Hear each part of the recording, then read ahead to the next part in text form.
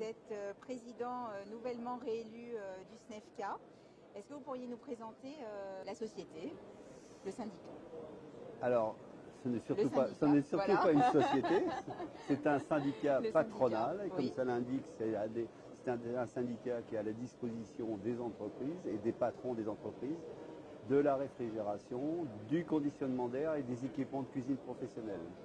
Ce syndicat, c'est un syndicat de défense de nos entreprises, donc défense par la couverture sociale, donc c'est le syndicat qui gère la convention collective de notre profession, reconnue par le ministère du Travail et par l'État, en commission paritaire avec les syndicats de notre profession et bien sûr les patrons en confrontation sur la partie sociale. Nous avons une extension aussi sur la partie juridique. L'environnement d'une société, il y a quand même beaucoup de secteurs anxiogènes pour un chef d'entreprise.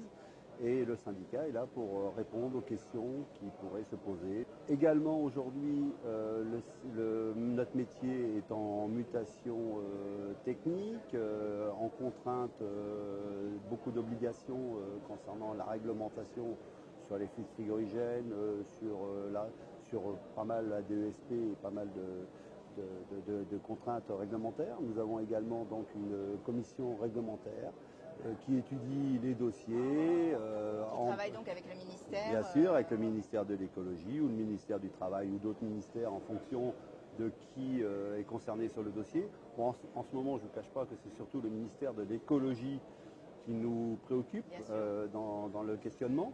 Donc on a des relations régulières sur toutes les réglementations. Alors justement, Quel est votre rôle, vous, en tant que président? Ah bien, mon rôle en tant que président, c'est d'animer l'ensemble. Et puis de coordonner, de faire connaître le métier, de dynamiser l'ensemble. Et puis aussi, quand les commissions sont en difficulté sur certaines négociations, eh bien, de prendre mon bâton de pèlerin et puis d'aller directement défendre le syndicat, s'il faut, dans un ministère ou dans des réunions ou dans des salons comme ici pour faire aussi la promotion de notre métier ou répondre aux questions aussi des installateurs, des clients. Parce qu'aujourd'hui, des questions sur notre métier, sur l'avenir de notre métier, sur aussi la formation, la transition technique concernant, vous avez vu ici, on voit beaucoup de nouvelles technologies, du CO2, de l'hydrocarbure, des fluides A2L. Donc pour les installateurs, c'est des questionnements tout ça. Qu'est-ce qu'un fluide A2L? Il y a quelques années, on n'avait même pas idée de ce qu'est un fluide A2L. Donc il est comment? On peut l'utiliser comment?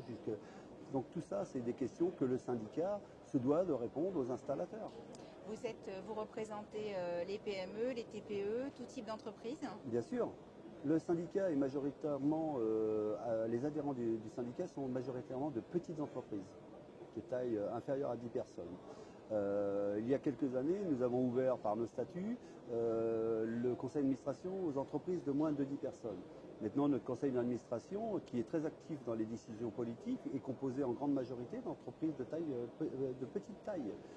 Et lors des dernières élections, bon, bien sûr, j'ai été réélu président, mais je suis réélu aussi avec un bureau, avec une équipe de 10 entreprises. Sur les 10 entreprises, je pense qu'il y en a, j'ai pas eu le temps de compter, mais il y en a au moins 4 ou 5, c'est-à-dire presque une majorité d'entreprises de moins de 10 salariés. Donc ça veut dire que même les entreprises de moins de 10 salariés se sont intéressées et s'intéressent au syndicat parce qu'ils sentent que le syndicat peut les protéger, peut les défendre. Vous avez une réelle écoute aujourd'hui? Je pense qu'aujourd'hui, le syndicat, la parole du syndicat est attendue, elle est écoutée, elle est appliquée. Voilà. Donc le syndicat, effectivement, arrive à se faire entendre dans les instances. Il est évident que quand une loi est donc en préparation et qu'elle n'est pas applicable ou difficilement applicable sur le terrain, à partir du moment où vous argumentez avec des équipes d'installateurs volontaires, donc c'est ça aussi, c'est beaucoup de volontaires au niveau des syndicats. C'est pour ça que là, les petites entreprises, mais les grandes entreprises nous aident dans nos commissions.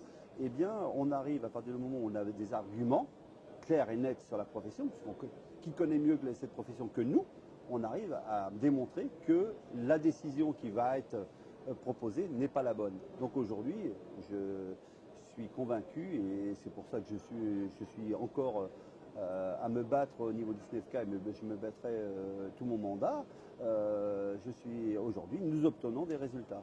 Voilà. Justement, sur quel type, par exemple, de sujet vous avez été écouté aujourd'hui, vous êtes en accord Déjà, bon, il y a des sujets anciens sur lesquels on a été écouté. C'est concernant, ne serait-ce que quand ils ont voulu mettre les systèmes de détection indirecte avec une réglementation qui ne correspondait à aucun matériel qui existe sur le marché. Nous, on est allé les voir, on leur a dit, ouais, ok, vous voulez une détection de 5 grammes an, mais on installe quoi? Alors là, on est arrivé avec des arguments, dire, ce qui existe sur le marché, c'est ça, ça, ça. Lequel se rapproche le plus de ce que vous voulez? Bon, après, ils ont déterminé, ils ont dit, bon, ces deux-là, ça peut aller, ces trois, voilà. Et donc après, on réécrit la loi. Bon, après, il y a d'autres éléments sur lesquels on est écouté au quotidien. Après, vous savez, on ne gagne pas à tous les coups. Hein. Sur la taxe sur les filtres frigorigènes, pour l'instant, elle a été votée. C'est une épée de Damoclès. Par contre, quand on a demandé de mettre en avant des aides au suramortissement, des aides à l'investissement ou à changer de technologie au niveau des installations, là on a été écoutés. Puisqu'ils ont donc voté une loi et ils ont décalé la loi sur la taxe sur les filtres frigorigènes. Par contre, tout de suite, immédiatement, ils ont dit oui, on va apporter une aide financière à ceux qui veulent changer d'installation. Bon, après, la loi, elle n'est pas toujours bien écrite. Là, on est en train de discuter avec eux pour que l'écriture soit plus claire. Parce que il faut arriver à comprendre aussi l'écriture de la loi. Mais on va y arriver. Voilà. Aujourd'hui, vous avez la sensation d'avoir un vrai rôle auprès surtout des petites entreprises, parce que toutes ces nouvelles réglementations, finalement, elles ont un impact financier qui est avéré. Bien sûr. Alors ce qui fait la difficulté auprès des petites entreprises, c'est que les petites entreprises ont trop tendance à croire que la réglementation va leur être nuisible ou contraignante. En réalité, la réglementation telle qu'elle est faite dans notre métier, c'est plutôt une réglementation qui est positive dans le business. Aujourd'hui, pourquoi sur le salon, c'est un salon joyeux? C'est parce qu'aujourd'hui, nous avons une activité qui est porteuse. Nous avons une activité qui est porteuse et une grande partie de cette activité est portée par la réglementation, qui nous est favorable. Le changement de filtre frigorigène, le confinement, les contrôles d'étanchéité obligatoires, tous ces éléments, la traçabilité, tous ces éléments, ça nous apporte une pérennité d'entreprise. Donc les petites entreprises doivent l'accaparer. Ce n'est pas réservé qu'aux grosses structures.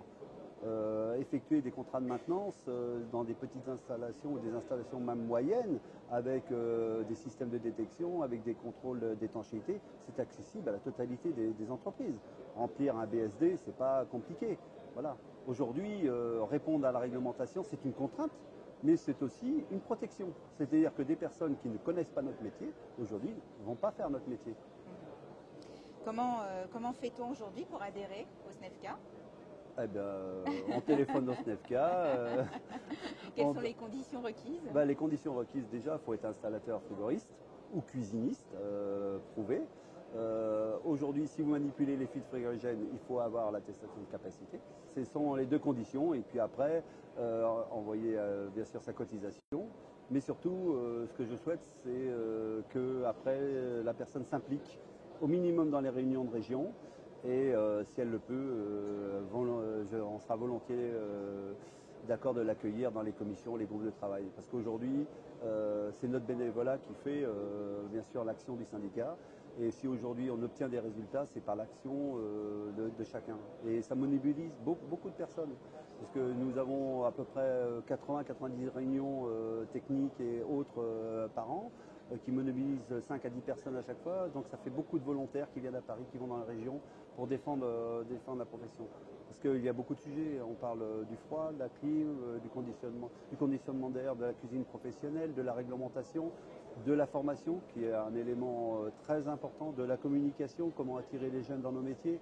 Donc je peux vous dire que c'est très compliqué, ça nécessite énormément. En termes de formation, il y a quand même, des orientations qui sont un peu délicates sur le renouvellement, notamment des générations. On parle de fermeture d'AFPA.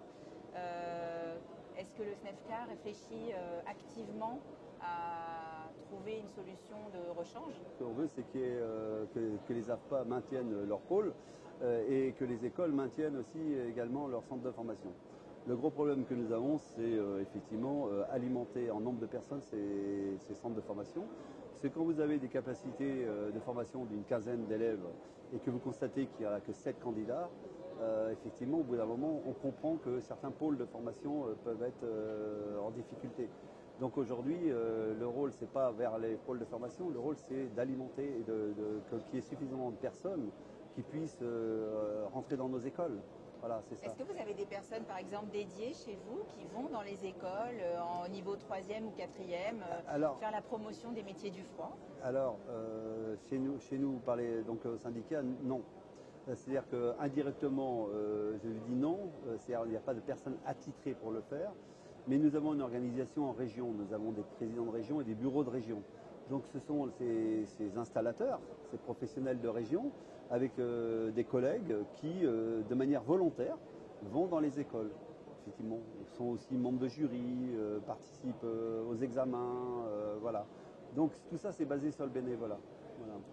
Donc c'est pour ça que je dis tout le monde est le bienvenu.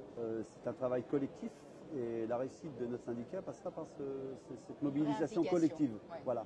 Je l'ai dit dans plusieurs réunions et je le redis encore. Aujourd'hui, je dis que l'installateur, le chef d'entreprise, doit être l'ambassadeur de notre métier. C'est un métier c'est un beau métier puisque nous on le connaît, mais c'est un métier peu connu, voire méconnu. Donc nous on l'aime, donc c'est à nous qui l'aimons, qui le connaissons. C'est à nous d'être les ambassadeurs de ce métier pour donner envie aux jeunes à pousser une petite porte et dire pourquoi pas moi. Voilà. Et le jour où on aura fait ça, le syndicat aura une grande victoire. Votre mandat est fraîchement renouvelé. Oui. Vous y trouvez personnellement une vraie satisfaction et des vraies satisfactions vous-même? Oui. Je l'ai dit d'ailleurs hier au conseil d'administration, dans mon petit discours de renouvellement de mandat. Je lui ai dit effectivement que j'ai trouvé une satisfaction de rencontres, d'échanges. Et puis j'en retrouve une satisfaction parce que je ressens qu'il y a certaines mouvances, des gens qui ont envie de faire des choses. Voilà. Vous sentez un dynamisme? Je sens un dynamisme et j'en suis heureux. Très bien, c'est un bon mot de fin. Voilà. Merci beaucoup.